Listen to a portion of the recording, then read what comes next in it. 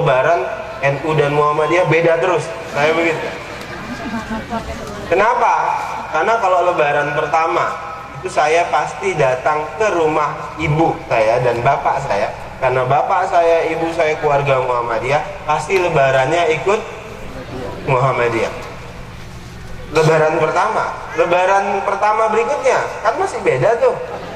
Lebaran pertama berikutnya itu ke ibu dan bapak mertua saya. Kenapa? Karena masih lebaran pertama juga.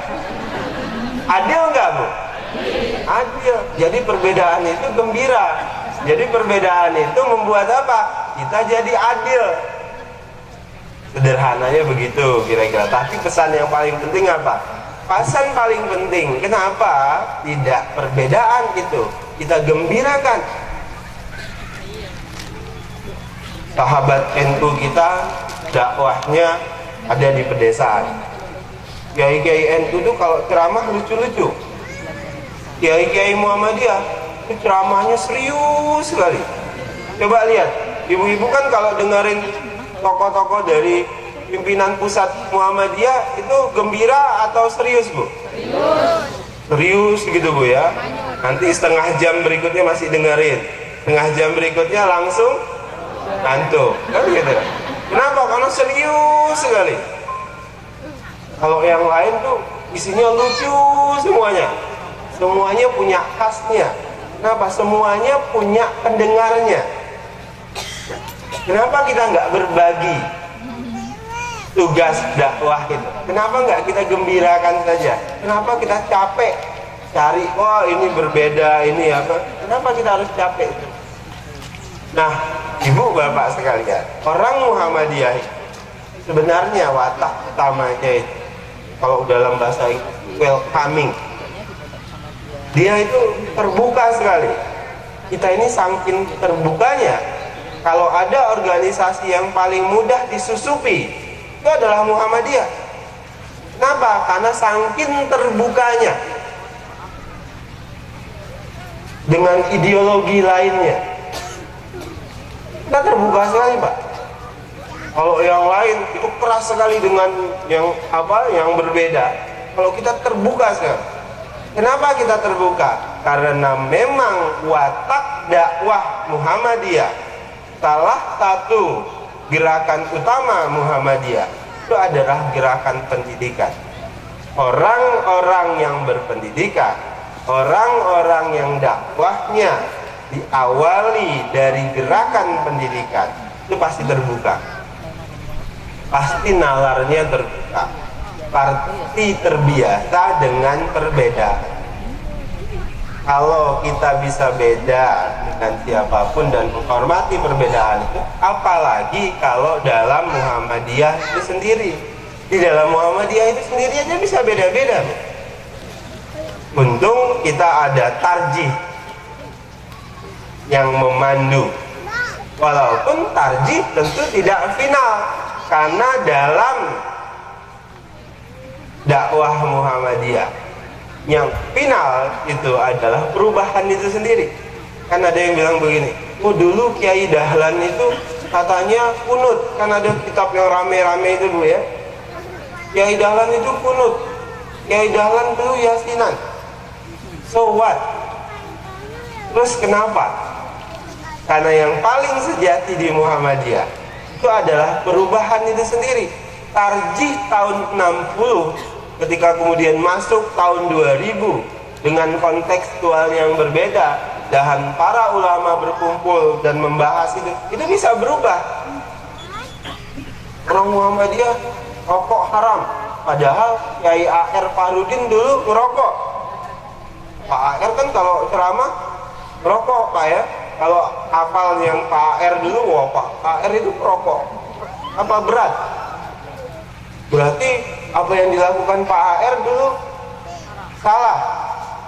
Ketua Umum Muhammadiyah lo itu dulu fikihnya itu enggak bicara tentang kemaslahatan pada saat belum paham itu bahwasannya rokok itu sangat mengganggu kesehatan. Belum paham pada saat itu rokok itu merugikan umat pada saat itu. Nah, pada saat kemudian kita sadar dan temukan temukan fakta itu katarjih berubah, ada fakta. Jadi Bapak Ibu yang paling abadi di Muhammadiyah hanya satu, apa? Perubahan. Makanya gerakan Muhammadiyah itu kita sebut sebagai gerakan Islam dakwah amar ma'ruf nahi mungkar dengan semangat tajdid. Tajdid itu wataknya, perubahan, pembaharuan, itu wataknya. Jadi ibu bapak sekalian, orang Muhammadiyah itu harus terus melakukan pembaharuan. Nah, apa senjata melakukan pembaharuan? Nah, ini tadi. Makanya kita hari ini berdiri di tanah wakaf. Bapak Ibu sekalian, senjata utama Muhammadiyah itu tetap eksis dan tetap hadir sampai dengan detik ini cuma dua katanya. Dua hal itu apa? Pertama, itu adalah ruhul ikhlas, dan kemudian yang kedua itu adalah ruhul jihad. Muhammadiyah ini produk keikhlasan, kumpulan dari keikhlasan. Ini nanti tanah wakaf, diwakafkan. Apakah kemudian diwakafkan ke Muhammadiyah itu atas nama pribadi ketua cabang Comal? Tidak. Ketua ranting apa nih Pak? Klegen? Tidak. Ketua daerah Muhammadiyah Malang? Tidak. Bahkan suratnya atas nama Muhammadiyahnya itu bukan atas nama Muhammadiyah ranting Klegen, bukan atas nama Muhammadiyah ranting cabang Comal, bukan juga Pemalang, bukan juga Jawa Tengah. Atas nama siapa? Pimpinan Pusat Muhammadiyah.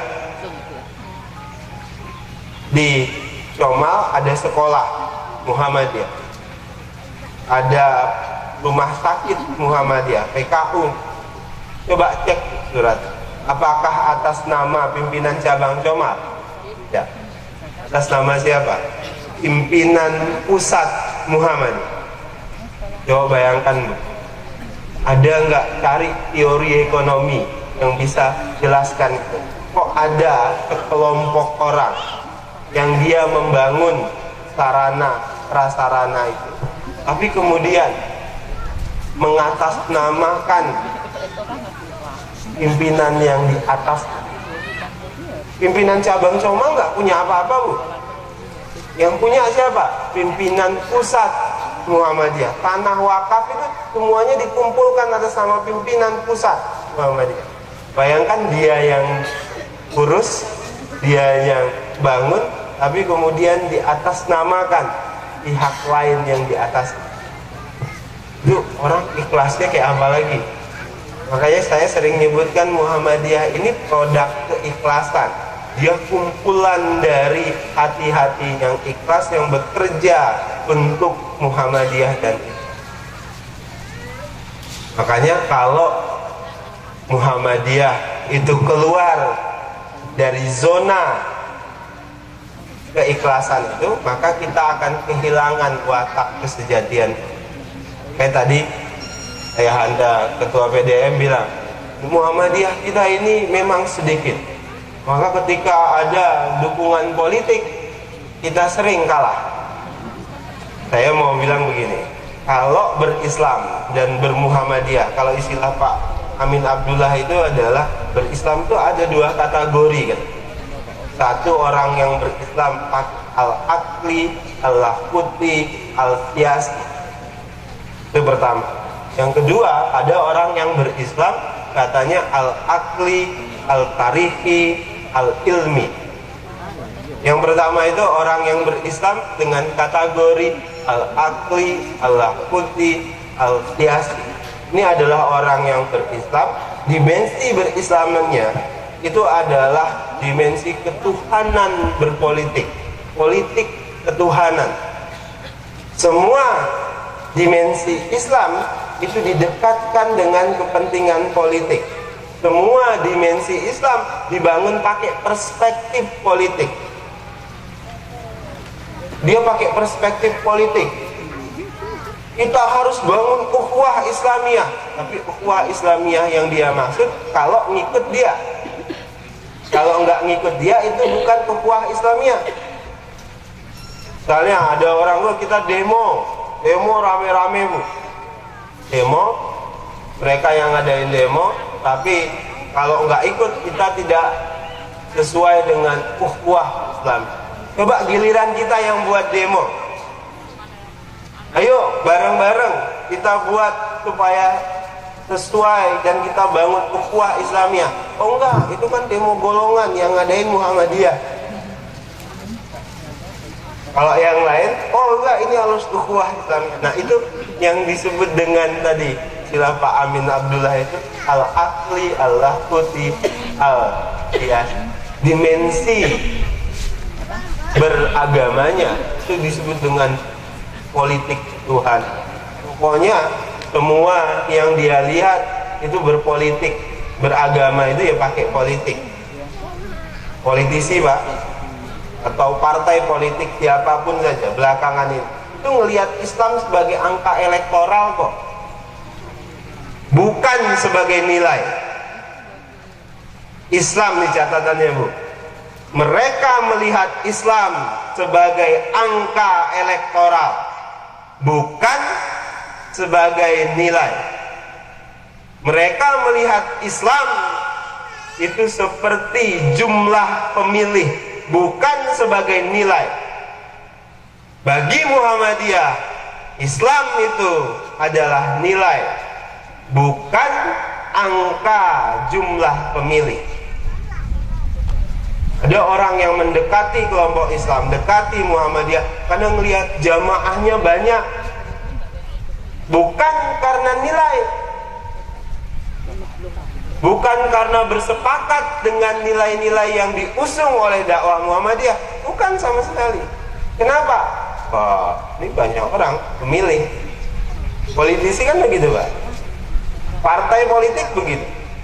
Nah, maka kalau Muhammadiyah itu masuk di ruangan itu, maka semangat tadi yang saya sebut ruhul ikhlas gitu itu pasti tergerus pak. Pasti tergerus. Makanya tiap-tiap kecewa kalau mau menggunakan Muhammadiyah untuk berpolitik. Kenapa? Karena orang Muhammadiyah ini otonom sekali. Saya nggak tahu ini kelebihan atau kelemahan, bisa dua-duanya. Kalau ketua daerah bilang, oh iya kita nanti pilih salah satunya si A, itu belum tentu juga semuanya ikut kan pak. Susahnya warga Muhammadiyah itu gitu. Kalau ada begini bu, warga yang lain dia paham, dia nggak paham. Dia paham, dia nggak paham. Saya nih bu, punya pasukan kokam banyak. Semangat kokam itu, kalau doktrinnya bilang kali instruksi, jawabannya cuma satu, siap. Tapi belum tentu juga begitu. Kadang-kadang kokam ini dia banyak yang tidak paham tapi merasa paham. Nah ini bahaya. Tadi ayahanda kita bilang sami'na wa ata'na. Nah jamaah kita ini kadang-kadang karena doktrinnya adalah independen, otonom, itu kadang-kadang dia nggak paham tapi sok paham. Apa yang terjadi akhirnya? Wah berpecah belah tuh pak kita. Kadang-kadang itu juga perlu kita perbaiki tuh. Masa nggak percaya sih dengan Haidar Nasir? Kira-kira gitu. Masa Haidar Nasir mau gunakan jamaah Muhammadiyah untuk kepentingan pribadinya?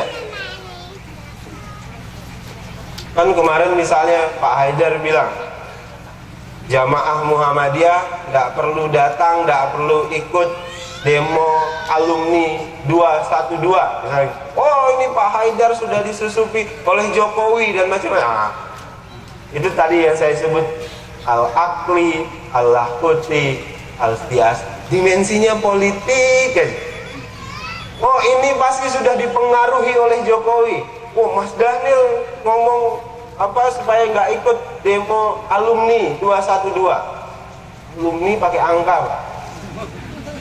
Kalau demo 212-nya kita sepakat semuanya instruksi Muhammadiyah jelas ikutan, walaupun dengan bahasa Muhammadiyah. Tapi kalau kemudian dimensinya bukan lagi ukhuwah, tapi dimensinya politik, Muhammadiyah itu udah mulai terganggu. Muhammadiyah itu, Bu, Pak, sensitif dia dengan, wah ini kalau sudah ada tujuan politik segala macam, kami ini di pusat, Pak Haidar, Pak Busro segala macam kan tahu, Pak, ini orang ini siapa, ini orang ini agen tertentu, ini siapa, itu hafal, Pak. Yang nggak tahu bapak-bapak di bawah itu tahu di atas. Nah masalahnya kadang-kadang yang di bawah merasa lebih tahu. Mas, ini ukhuwah Islamiyah. Kami tahu mana ukhuwah Islamiyah, mana yang ukhuwah siasat. Nah, ini yang penting tadi. Jadi Muhammadiyah itu sebenarnya beragamanya bukan dimensi yang pertama tadi, bukan dimensi al-aqli, al-laquti, al-siyasi. Apa dimensinya? Yang dibilang Pak Amin Abdullah yang kedua. Dimensi beragamanya Muhammadiyah al-aqli, al-tarihi, al-ilmi. Jadi dimensi beragama orang-orang Muhammadiyah, akalnya sehat dihadirkan, tarihi, dimensi historisnya ada, kemudian dimensi ilmunya kuat. Itu cara beragama orang-orang. Makanya kalau kita perhatikan, apa pilihan dakwahnya Kiai Dahlan di awal-awal? Bu, Pak Kiai Dahlan itu dituduh orang yang nggak tegas terhadap Belanda. Kenapa? Karena Kiai Dahlan itu kadang-kadang mau kerjasama dengan Belanda di satu sisi, tapi di sisi lain Kiai Dahlan melakukan gerakan kebudayaan. Gerakan Muhammadiyah itu bukan gerakan politik. Maka tadi saya sebutkan, tiap-tiap kecewa kalau melihat Muhammadiyah pakai perspektif politik. Tapi siap-siap bangga kalau kita melihat Muhammadiyah pakai ruhul ikhlas tadi, pakai perspektif ilmu dan kebudayaan. Bagaimana yang saya maksud? Pendidikan itu adalah jalan dakwahnya Muhammadiyah. Al-aqli tadi, al-tarihi dan dimensinya itu, dimensinya historis, dimensinya keilmuan, dimensinya kebudayaan. Coba lihat, Kiai Dahlan itu menjadi guru-guru tokoh besar pada saat itu yang dimintain nasihat. Apa yang paling populer misalnya dari istilah yang digunakan oleh host Cokro Aminoto? Semurni-murninya tauhid, setinggi-tingginya ilmu pengetahuan, sepintar-pintarnya siasat. Host Cokro Aminoto ngomong seperti itu, kadang-kadang bercermin ke Kiai Dahlan. Kiai Dahlan itu politiknya bukan politik praksis, politiknya politik kebudayaan. Dia melakukan perlawanan yang substansi. Kenapa Kiai Dahlan memilih jalan pendidikan? Karena percaya. Coba Anda bayangkan nanti, kata Kiai Dahlan, kalau kita merdeka, berhasil kita rebut secara politik, tapi kemudian masyarakat kita masih bodoh, apa yang terjadi? Kita akan tetap dijajah. Merdeka secara politik, tapi tidak merdeka secara hakiki. Secara kebudayaan, secara kebangsaan kita tidak merdeka. Maka yang harus dimerdekakan dari warga atau umat Islam, pertama, mereka harus merdeka dari kebodohan. Al-aqli, al-ilmi. Pendekatannya orang Islam itu harus berilmu, Orang Islam itu harus rawat nalarnya. Makanya Bapak Ibu sekalian, istilah yang dipilih oleh Kiai Dahlan dalam dakwahnya, jadi istilah berkemajuan itu bukan istilah yang baru-baru ini. Itu sudah watak pertama. Coba kita lihat ya cara dakwah Kiai Dahlan. Coba Bapak Ibu pilih yang paling populer dalam pengajian-pengajian Kiai Dahlan itu surat apa? Pertama Al-Ma'un. Al-Ma'un itu diajarkan Kiai Dahlan kepada muridnya lebih 4 bulan, berulang-ulang. Apalagi Bu, ada satu surat lagi yang juga diulang-ulang Kiai Dahlan, Al-Asr. Diajar sampai 8 bulan lebih. Sampai Kiai Dahlan itu dikenal Bu oleh orang-orang di Jogja itu sebagai Kiai Wal Asri. Iya, Kiai Dahlan tuh, wah ini Kiai Wal Asri, karena ngajarin Wal Asri 8 bulan ke murid-muridnya. Siapa yang pertama kali beliau ajari Wal Asri? Coba Bapak Ibu sekalian, Kiai Dahlan itu mendirikan pengajian Wal Asri namanya. Siapa peserta pengajian Wal Asri? Betul. Yang diajarkan Kiai Dahlan pertama kali di pengajian Wal Asri itu adalah buruh batik perempuan. Coba pilihannya, coba lihat Bu. Perempuan. Bu, dalam peta peradaban pembaharuan Islam ada Jamaluddin Al-Afghani.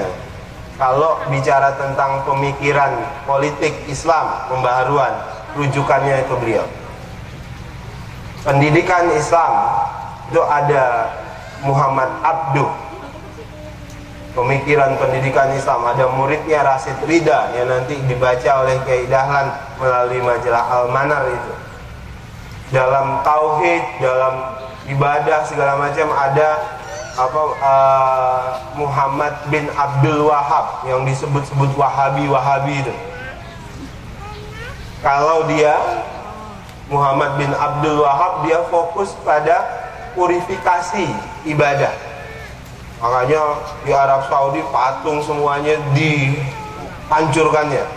Kenapa? Dia purifikasi radikal. Nah, Muhammadiyah ada di mana? Muhammadiyah di Wahabi itu enggak? Enggak. Berbeda. Muhammadiyah di Muhammad Abdul enggak? Berbeda. Muhammadiyah di Jamaluddin Al-Afghani enggak? Berbeda. Mereka parsial. Jamaluddin Al-Afghani itu radikal sekali di politik. Muhammad Abduh radikal sekali di bidang pendidikan. Muhammad bin Abdul Wahab radikal sekali di purifikasi ibadah. Kiai Dahlan itu punya semuanya. Kiai Dahlan purifikasi dalam ibadah mahdoh. Nah, ini supaya jangan salah. Kadang umat kita, orang-orang Muhammadiyah ini keliru, dan orang di luar juga kadang-kadang